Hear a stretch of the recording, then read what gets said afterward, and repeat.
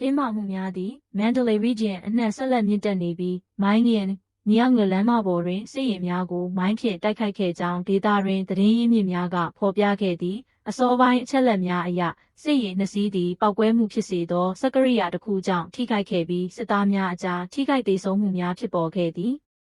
မျက်မြင်သက်သေများနှင့်ဒေသခံမီဒီယာများကပောက်ကွဲမှုအတွင်းအ ਨੇ ဆုံးစစ်သား9ဦးသေဆုံးခဲ့ကြောင်းဖော်ပြခဲ့သည်သို့သောပဋိပက္ခဒေသများသို့ဝင်ရောက်ခွင့်ကန့်သတ်ထားခြင်းနှင့်လုံခြုံရေးအခြေအနေများကြောင့်သေဆုံးမှုအရေအတွက်ကိုတိကျအတည်ပြုရန်ခက်ခဲနေသည်ဤတိုက်ခိုက်မှုသည်အလဲပိုင်းဒေသများတွင်ပိုမိုများပြားလာသောလမ်းဘေးတိုက်ခိုက်မှုများနှင့်ဂျာရီလာစစ်စင်ရေးပုံစံများ၏တစ်စိတ်တစ်ပိုင်းဖြစ်နိုင်ကြောင်းယူဆထားသည်အဆိုပါလှုပ်ရှားမှုများသည်မိုင်မာအတွင်းပိုမိုဖြစ်ပွားလာနေသည် Uwangan Township တွင်တိုက်ပွဲများပြင်းထန်လာ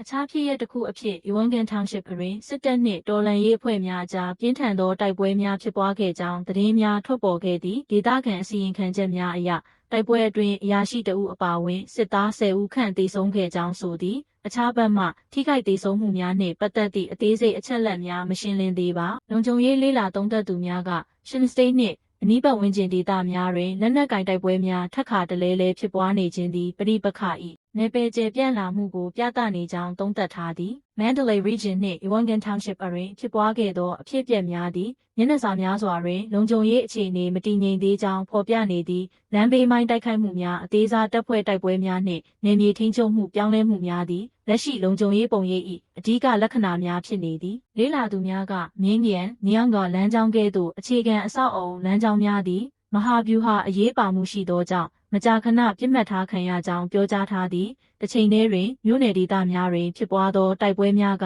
ကျေးလက်ဒေသများသည်ဆက်လက်၍အရေးပါသောစစ်မြေပြင်များဖြစ်နေကြောင်းပြသနေသည်